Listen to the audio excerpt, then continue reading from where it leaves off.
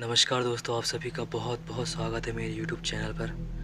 और इस बार फिर से मैं एक रियल घोस्ट स्टोरी लाया हूँ आप सभी के सामने। जब मैंने ये स्टोरी सुनी थी तो मैंने सोच लिया था कि ये स्टोरी मैं आपको ज़रूर सुनाऊँगा, क्योंकि एक तो ये रियल है और काफ़ी ज़्यादा डरावनी है। पिछली वीडियो जो मैंने बनाई थी वो काफ़ी दिल को छू जाने वाली थी। इसकी लिंक मैं आपको डिस्क्रिप्शन में दे दूँगा, तो आप ज़रूर जाके देखिए और पसंद आए तो ज़रूर शेयर कीजिए। वीडियो थोड़ा लंबा है पिछला वाला, पर उसके लिए माफ़ी चाहूँगा, पर घोस्ट स्टोरी आपको बहुत ज़्यादा पसंद आएगी। तो चलिए दोस्तों शुरू करते हैं। तो ये स्टोरी रोहन की है और रोहन उड़ीसा के आनंदपुर शहर का रहने वाला है। रोहन की लाइफ काफ़ी आसान चल रही होती है, पर उसे भनक तक नहीं होती कि अब मेरे साथ कुछ ऐसा घटने वाला है जो शायद ही मैं अपनी लाइफ में कभी भुला पाऊँ और शायद ही उस मंज़र से कभी उभर पाऊँ। पर होने को कौन टाल सकता है दोस्तों, जो होना रहता है वो होकर रहता है। तो इसी आसान लाइफ के चलते रोहन को एक जॉब की भी तलाश थी, क्योंकि रोहन अब उस उम्र में एंटर कर चुका था कि उसे अब एक जॉब की ज़रूरत पड़ने लगी थी। तो वो अपने एक दिन करीबी दोस्त से बात कर रहा होता है और वो इस बारे में बताता है, उसे शेयर करता है। तो उसका दोस्त उसे बताता है कि यार क्यों ना तू मेरी ही कंपनी में ट्राई करके देखे, क्योंकि मुझे भी यहाँ मतलब किसी पार्टनर की ज़रूरत है और अपन दोनों भाई साथ में रहेंगे तो मुझे भी सपोर्ट हो जाएगा। और तू इस कंपनी में ट्राई करेगा तो मैं यहाँ मैं पहले से काम कर रहा हूँ, तो तुझे हेल्प भी हो जाएगी इंटरव्यू देने में। तो दोस्तों ये सुनकर रोहन काफ़ी खुश हो जाता है, और कोई भी खुश हो जाएगा यार कि एक अनजान शहर में अपना दोस्त मिल जाए, और जिस कंपनी में वो काम कर रहा है उस कंपनी में भी अपना दोस्त मिल जाए, और काफ़ी अच्छी कंपनी थी वो। तो इन दोनों की इस तरीके से बात होती है और फिर रोहन बोलता है कि चल भाई मैं अब रखता हूँ और रेज्यूम रेडी करता हूँ, जो भी प्रोसेस है उसके लिए प्रिपेयर होता हूँ। फिर इस तरीके से बात होकर उन दोनों की बात विराम लेती है और वो फ़ोन रख देते हैं। तो रोहन का जो इंटरव्यू था वो पुरी में था, क्योंकि उसके दोस्त की वो कंपनी पुरी में ही थी। तो रोहन अपनी पूरी तैयारियां करके रेज्यूम रेडी करके पूरा रेडी होके तैयारियां करके फिर निकल जाता है पुरी की तरफ। तो पुरी की तरफ निकलते ही रोहन काफ़ी एक्साइटेड रहता है, क्योंकि एक अच्छी और एक बड़ी कंपनी में उसको इंटरव्यू देने के लिए मिल रहा था। देख लो कितनी खतरनाक आवाज़ आई, पर कोई बात नहीं, माहौल बन रहा है भूत की कहानी सुनाने का। रोहन पुरी पहुंच जाता है और फुल एक्साइटमेंट और फुल कॉन्फिडेंस के साथ इंटरव्यू देता है। इंटरव्यू फिनिश होता है और फुल कॉन्फिडेंस के साथ गया ही था वो, तो 100% चांसेस थे कि उसका सिलेक्शन हो जाए। तो सिलेक्शन तो पहले पक्का ही था, क्योंकि उसके फ्रेंड ने बोल दिया था उससे कि मैं अंदर बात करके रखूँगा, पर तू अपना 100% देना। तो उसने अपना 100% दिया। इंटरव्यू तो अच्छा गया ही था और उसने भी अंदर बात करके रखी थी उसके दोस्त ने, तो परफेक्ट था, मतलब सब कुछ 100% उसका इंटरव्यू सेलेक्ट होना था, उसकी जॉब लगनी ही थी। तो इंटरव्यू वगैरह सब फिनिश होने के बाद फिर रोहन अपने घर के लिए वापस रवाना होता है और अपने दोस्त से बोलता है कि अब मैं अपनी सारी पैकिंग वगैरह करके फिर आता हूँ, फिर मिलते हैं अपन। तो रोहन काफ़ी खुश था, काफ़ी कॉन्फिडेंट फील कर रहा था कि इतने टाइम से इंटरव्यूज़ दिए जा रहा था, सिलेक्शन नहीं हो रहा था, पर अब हो गया है और एक अच्छी बड़ी कंपनी में हो गया है, तो घर वालों को भी बताऊंगा। काफ़ी खुश था वो, पर उसे पता ही नहीं था कि उसके साथ अब कुछ बहुत ही ज़्यादा बड़ा और भयानक और बहुत ही डरावना घटने वाला है। फिर रोहन अपनी सारी तैयारियां फिनिश करके अपने घर की तरफ निकलने के लिए रेडी हो जाता है। और उस दिन काफ़ी ज़्यादा मौसम ख़राब हो रहा था, काफ़ी तूफ़ानी हवाएं चल रही थी, बिजली कड़क रही थी और बारिश भी बहुत ज़्यादा हो रही थी। और जैसे जैसे रात हो रही थी वैसे वैसे मौसम बिगड़ता जा रहा था। तो पुरी के पास में ही एक लोकल स्टेशन है, जहाँ से इसको अपने घर की तरफ जाने वाली ट्रेन मिलने वाली थी। उस लोकल स्टेशन का नाम मैं यहाँ मेंशन नहीं कर पाऊँगा, क्योंकि जहाँ पे भी मैंने ये स्टोरी सुनी है उन्होंने भी इस स्टेशन का नाम मेंशन नहीं किया है। तो मौसम बिगड़ रहा था, पर रोहन का प्लान नहीं बदलने वाला था, क्योंकि उसने ठान लिया था कि मैं ये जो भी मेरी खुशखबरी है मैं अपने घर वालों को लाइव में ही जाके सुनाऊंगा।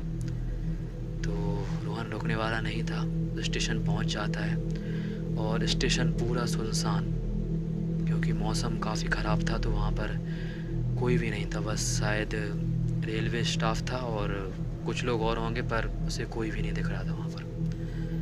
तो थोड़ा आगे चलता है तो उसे उसके अपोज़िट वाले प्लेटफॉर्म पर एक स्टॉल बंद होते दिखता है। तो उसे चाय पीने का मन करता है। तो ठंडा मौसम था तो किसी का भी चाय पीने का मन कर जाएगा।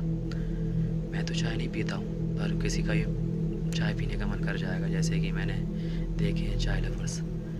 तो दौड़ के रोहन जाता है और वो स्टॉल वाले भैया को रोकता है, स्टॉल वाले दादा को रोकता है। दादा थे वो। तो दादा से बोलता है कि आप चाय बना देंगे क्या मुझे। तो दादा बंद कर ही रहे थे तो उन्होंने सोचा कि यार बच्चे को बना देते हैं। वो थोड़ा फोर्स भी करता है उन्हें। तो वो चाय बनाते हैं और वो चाय पीते पीते दादा से पूछता है कि दादा मुझे अनंतपुर के लिए ट्रेन कब मिलेगी, अभी जो आने वाली है उससे पहले कोई है क्या। तो बोलते हैं कि नहीं, अनंतपुर के लिए एक ही ट्रेन है और जो कि 1-1.5 घंटे लेट है। तो वो सोचता है कि यार 1-1.5 घंटे तो बहुत लेट हो जाएगा। पर वो फिर ये भी सोचता है कि ट्रेन में कम पैसे लगेंगे और अगर बस से जाऊंगा तो ज़्यादा पैसे लगेंगे और ट्रेन में थोड़ा सेफ भी रहेगा। तो सोचता है कि मैं 1 घंटे मतलब 1 घंटे मतलब बचे हैं तो वेट कर लूँगा। तो 1-1.5 घंटे बाद उसे पता चलता है कि अब ये ट्रेन 2 घंटे और लेट होने वाली है। फिर जैसे ही रोहन को पता चलता है कि ट्रेन अब 1-1.5 घंटे और लेट होने वाली है, तो वो समझ जाता है कि अब ट्रेन भरोसे लायक नहीं बची है। अब अपन को प्लान चेंज करना पड़ेगा, क्योंकि मौसम काफ़ी ख़राब हो रहा था और रात भी हो रही थी, लेट हो रहा था वो। तो वो सोचता है कि अब मुझे बस से ही जाना पड़ेगा। तो बस के लिए अपना सामान उठाता है और दौड़ते भागते रेलवे स्टेशन के बाहर जाता है। एक ऑटो वाला मिलता है उसे, तो उससे बोलता है कि भैया आप मुझे बस स्टैंड तक छोड़ दीजिए। तो पहले तो ऑटो वाला मानता नहीं, क्योंकि मौसम काफ़ी ख़राब हो रहा था। तो बोलता है मैं आपको एक्स्ट्रा पैसे दूंगा, प्लीज़ प्लीज़ चलिए आप। तो मान जाता है और फिर ऑटो बस स्टैंड की तरफ बढ़ता है। जैसे ही रोहन बस स्टैंड पहुंचता है तो उसे एक बस चालू खड़ी हुई दिखती है। तो ऑटो वाले को जल्दी रोकता है और उसे पैसे दे के अपना सामान उठा के जल्दी जल्दी भाग के बस में बिना कुछ पता किए, बिना कुछ पूछे चढ़ जाता है, क्योंकि वो बस अनंतपुर की तरफ ही जा रही होती है। तो बहुत शांति मिलती है उसे, क्योंकि वो सोचता है कि रात हो गई है, मौसम ख़राब है और अगर ये बस भी चली जाती तो बहुत बड़ी प्रॉब्लम हो जाती। तो बैठ के शांति से बैठता है, थोड़ा पानी वानी पीता है और फिर कंडक्टर से पूछता है कि ये बस अनंतपुर तो जाएगी ना। तो बोलते हैं अनंतपुर तो नहीं जाएगी, पर उसके कुछ किलोमीटर पहले बालभद्रपुर है, वहाँ तक जाएगी। उधर से आप कोई भी टैक्सी करके चले जाना। तो वो सोचता है कि चलो कोई बात नहीं, आधे रास्ते तक तो पहुँच ही जाऊँगा, वहाँ से कोई टैक्सी ले लूँगा, कोई दिक्कत वाली बात नहीं है। तो रोहन फिर एक निढाल होके सीट से टिक के बैठ जाता है और अपने ख़्यालों में खो जाता है, क्योंकि उसे एक नई जॉब मिली थी। काफ़ी खुश होता है वो। तो ऐसे ही नॉर्मल आँख बंद करके लेटा हुआ होता है वो। और फिर जो प्रॉब्लम आने वाली थी वो शुरू होने वाली है। तो आप लास्ट तक ज़रूर बने रहिएगा। बस अपनी नॉर्मल रफ्तार से चल रही होती है कि बीच में कंडक्टर बोलता है कि पता नहीं आज किसका चेहरा देख लिया था सुबह कि आज इन बलाओं से सामना होना था। तो कंडक्टर सबको फोर्सफुली समझाता है कि कोई भी ऊपर नहीं देखेगा, सब अपना नीचे सिर कर कर बैठे रहेंगे और कोई भी कुछ भी सवाल नहीं करेगा, कोई भी हरकत नहीं देगा। तो कंडक्टर जैसा बोलता है और सब लोग मान जाते हैं उसकी बात, सिर्फ रोहन को छोड़ के, और सब अपना चेहरा नीचे करके इमोशनलेस हो जाते हैं। और बस अपनी धीरे धीरे रफ्तार स्लो करती जाती है और बस रुक जाती है। और फिर जैसे ही बस रुकती है, पूरी बस में सन्नाटा छा जाता है और 7 महिलाएं एक एक करके बस में चढ़ना शुरू कर देती हैं। वो काफ़ी ज़्यादा सजी हुई थी और लाल साड़ी पहनी थी उनने, और एक डेडली स्माइल थी उनके चेहरों पर। एक ऐसी डेडली स्माइल की अगर कोई उन्हें देख ले जी भर के, तो शायद ही वो नॉर्मल रह पाए। एक एक करके बस की लास्ट की सीटों पर जाकर बैठ जाती हैं और बस अपनी नॉर्मल स्पीड से भी ज़्यादा तेज़ चलना शुरू कर देती है। मतलब रोहन सोचता है कि ये सातों एक ही लाइन से आए, एक डेडली स्माइल थी उनके चेहरों पर। कौन है ये लोग? उसने भी सर नीचे नहीं किया था। सारे बस के लोगों ने सर नीचे करके रखा था इस तरीके से, पर रोहन ने सर नीचे नहीं किया था। वो पता नहीं समझ क्यों नहीं पाया कुछ। तो रोहन अपनी मस्ती में मगन था और उसने ज़्यादा ध्यान नहीं दिया। और बस में उसे ऐसा महसूस तो हो गया था कि बस में उन सातों के अलावा किसी के होने का एहसास नहीं हो रहा था। पूरी बस में एक नेगेटिव वाइब और बहुत ही बुरा सन्नाटा छा गया था। बस अपनी रफ्तार से चलती जा रही थी और रोहन बालभद्रपुर का आने का इंतज़ार कर रहा था। तो बालभद्रपुर आने ही वाला होता है और रोहन रेडी हो जाता है कि अब मुझे उतरना है, पर बस काफ़ी ज़्यादा स्पीड में होती है और रोहन अपने बैग में कुछ देखने लगता है। और जब रोहन बैग में कुछ देखता है तो तभी बालभद्रपुर का बस स्टैंड पीछे रह जाता है और 300-400 मीटर ही आगे जा पाती होगी बस।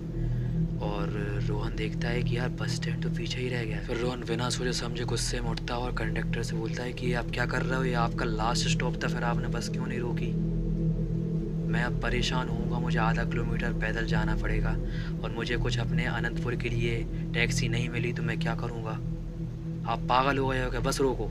इस तरीके से वो चिल्ला के रोकता है बस, पर बस वाले कोई रिएक्ट नहीं करते हो। फिर वो चिल्लाता है कि बस रोक रहे हो कि नहीं रोक रहे हो, इस तरीके से चिल्लाता है और बस रुक जाती है बिना किसी के रिएक्ट किए, बिना किसी के जवाब दिए। और अपना सामान बोरिया बिस्तर उठाता है और बस से उतर जाता है और बोलता है कि कैसे कैसे लोग हैं सारे। फिर बस चालू हो जाती है और बस उसी रफ्तार से चली जाती है। फिर रोहन धीरे धीरे चलना शुरू कर देता है। धीरे धीरे रोहन बस स्टैंड की ओर जा रहा होता है। 300-400 मीटर का गैप होगा वहाँ से बस स्टैंड के बीच का। तो जैसे ही धीरे धीरे रोहन चल रहा होता है, उसी स्पीड में उसे पीछे से चलने की आवाज़ आती है। जैसे जैसे वो चल रहा था वैसे ही वैसे उसके पीछे चलने की आवाज़ आ रही थी। जैसे वो रुकता, पीछे से चलने की आवाज़ भी रुक जाती। जैसे ही वो चलता तो पीछे से चलने की आवाज़ भी आने लगती। तो रोहन घबरा गया और उसने पीछे मुड़ के नहीं देखा अभी। फिर वो टेस्ट कर रहा था कि ऐसा सच में हो रहा है या मुझे वहम है। तो उसने फिर थोड़ा चला तो फिर चलने की आवाज़ आई और फिर रुका तो फिर रुक गई आवाज़। और फिर उसने थोड़ा दौड़ना शुरू किया तो दौड़ने की आवाज़ आई। फिर उसने थोड़ा सांस लेके मुड़ के देखा तो उसके पीछे सातों की सातों वो महिलाएं चल रही हैं उसी स्पीड से जिस स्पीड से वो चल रहा था। तो रोहन की फटके हाथ में आ जाती है दोस्तों, सही बताऊं तो। अगर आप ये चीज़ इमेजिन करेंगे तो आपके फटके हाथ में आ जाएगी। तो रोहन पागल हो जाता है और दौड़ना शुरू कर देता है। पर ये बात भी सुनिए, वो भी उसी स्पीड से रोहन के पीछे दौड़ना शुरू कर देती हैं सातों की सातों महिलाएं। रोहन बहुत तेज भागना शुरू कर देता है, जितना उसने कभी भागा नहीं होगा उतनी स्पीड से भागना शुरू कर देता है और उसी स्पीड से वो सातों की सातों महिलाएं उसके पीछे भागने लगी। फिर जैसे ही रोहन को दिखता है कि बस स्टैंड पर एक रिक्शा भी खड़ा हुआ है तो वहाँ पर जल्दी से दौड़ के जाता है और बोलता है कि आप अनंतपुर जाएंगे क्या दादा? आप प्लीज़ मुझे अनंतपुर छोड़ दीजिए। तो दादा बोलते हैं कि मैं अभी अनंतपुर नहीं जाऊँगा, मेरे घर जाने का टाइम हो गया है, मैं घर जा रहा हूँ। तो बोलता है कि दादा प्लीज़ अनंतपुर छोड़ दीजिए मुझे, वो 7 महिलाएं मेरा पीछा कर रही हैं और वो मुझे भी नहीं छोड़ेंगी, आपको भी नहीं छोड़ेंगी, जल्दी चलिए यहाँ से।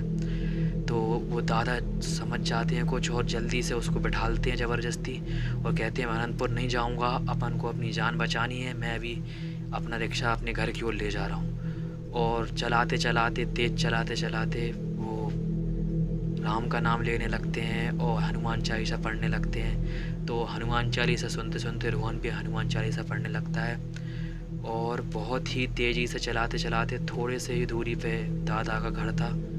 वो अपने घर पर रोकते हैं और अपनी पत्नी को, उनकी पत्नी का नाम पुचकी था, तो वो गेट खटखटाते हैं कि पुचकी जल्दी गेट खोलो, पुचकी जल्दी गेट खोलो। तो वो गेट खोलते हैं और वो दोनों अपनी जान बचा के गेट बंद करके अंदर बैठ जाते हैं। तो बाहर रोहन ने एक चीज़ नोटिस की थी, वो अभी तक नहीं समझ पाया था कि वो सातों कौन है, कि बारिश बहुत तेज़ हो रही थी। वो गीला हो गया था, वो दादा गीले हो गए थे, पर उन सातों की सातों पर एक भी बूंद का निशान नहीं था। वो गीली नहीं हो रही थी। तो वो पूछता है उनसे, दादा से, कि दादा ये क्या है? आज आप बोल रहे थे कि जान बचा के भागे और मैं भी अपने आप को नहीं रोक पाया, मैं भी डर के भाग रहा था, ऐसा क्या हो गया था?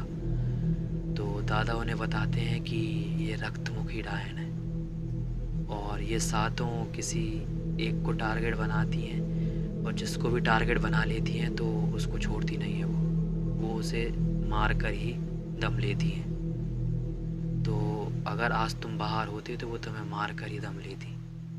तो आज तुम कहीं नहीं जाओगे, आज इधर ही रुको, कल सुबह फिर तुम्हें जहाँ जाना है वहाँ चले जाना।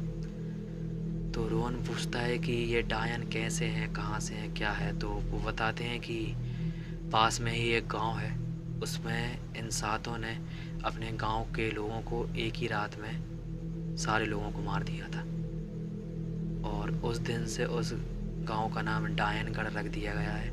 और ये सातों कभी ना कभी आती हैं और किसी एक को टारगेट करती हैं और उसे मार देती हैं। और वो तो ये कहो कि आज बारिश हो रही थी तो हम बच गए, नहीं तो हम थोड़ा भी आगे तक नहीं आ पाते और हम दोनों मारे गए होते। तो रोहन सोच में पड़ जाता है और ज़्यादा सवाल जवाब नहीं कर पाता है। और फिर उनकी दादा की वाइफ आती है और वो दोनों को खाना देती है और वो लोग खाना खाते हैं। फिर थोड़ी ही देर बाद दादा के घर के गेट पर बहुत तेज़ गेट बजाने की आवाज़ आने लगती है। तो वो लोग समझ जाते हैं कि ये उन्हीं डायनों का काम है। वो लोग नहीं उठते हैं और घबरा जाते हैं काफ़ी। फिर वो आवाज़ आना बंद हो जाती है। फिर काफ़ी 1-1.5 घंटे बाद, 2 घंटे बाद जो उनकी वाइफ रहती है दादा की, वो ट्राई करती है, क्योंकि उन्हें वहाँ से सामान चाहिए था बाहर से, तो वो ट्राई करती हैं कि अब वो लोग नहीं होंगी, मैं गेट खोल के वो सामान उठा लेती हूँ। तो वो जैसे ही गेट खोलती हैं तो एक हाथ आता है, उन्हें खींच लेता है और गेट बंद हो जाते हैं पर वो लटके हुए होते हैं। तो जल्दी से भाग के दादा उठते हैं और वो पुचकी को ढूंढने लगते हैं, कहाँ हो पुचकी, पुचकी पुचकी चिल्लाने लगते हैं। तो रोहन सोचता है कि मुझे भी घर में अकेले नहीं रुकना चाहिए, तो रोहन भी उनके साथ बाहर उनको पुचकी को ढूंढने लगता है। पर पुचकी कहीं नहीं मिलती है और पीछे से आवाज़ आती है पुचकी की कि आप लोग वहाँ किसको ढूंढ रहे हो, जल्दी अंदर आ जाओ, नहीं तो वो डायन अपन तीनों में से किसी को नहीं छोड़ेंगे। तो वो दादा उसके पास रहते हैं, तो वो दादा जल्दी से दौड़ के गेट की तरफ चले जाते हैं और पुचकी उनको अंदर खींच के गेट बंद कर लेती है। पर रोहन अभी भी बाहर था और वो सातों डायन उसके सामने आ जाती हैं। रोहन काफ़ी घबरा जाता है और अब वो समझ चुका होता है कि अब मैं बचने वाला नहीं हूँ। फिर भी रोहन चिल्लाता है कि दादा मुझे बचाओ, दादा मुझे बचाओ, दादा मुझे बचाओ। तो दादा उधर से चिल्लाते हैं कि पीछे पोखरी है, वहाँ कूद जाओ, पीछे पोखरी है, वहाँ कूद जाओ। तो वो समझ नहीं पाता है, पर जैसा उनने बोला था कि पीछे पोखरी है, तो पीछे जाके देखता है तो एक छोटा तालाब रहता है, उनकी भाषा में पोखरी बोलते होंगे। तो वो जाता है और उस तालाब में कूद जाता है। वो तालाब ज़्यादा गहरा नहीं होता है, उसकी कमर तक ही पानी पहुंच पाता है।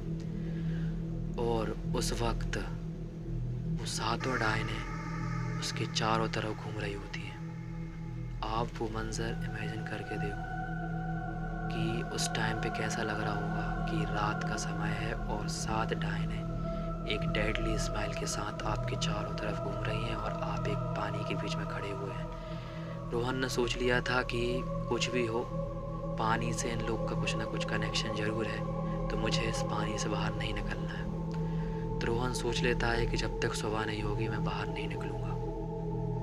तो वो डायने चारों तरफ घूमती रहती हैं और उसे उकसाती रहती हैं कि वो बाहर आ जाए, पर वो बाहर नहीं निकलता है। बहुत ज़्यादा घबरा जाता है और सुबह होते ही रोहन बाहर निकलता है और बाहर आके जब गेट मतलब घर के आगे तरफ जाता है तो काफ़ी भीड़ लगी हुई होती है और वो देखता है तो वो दादा के पूरे शरीर पर बहुत गहरे गहरे निशान थे।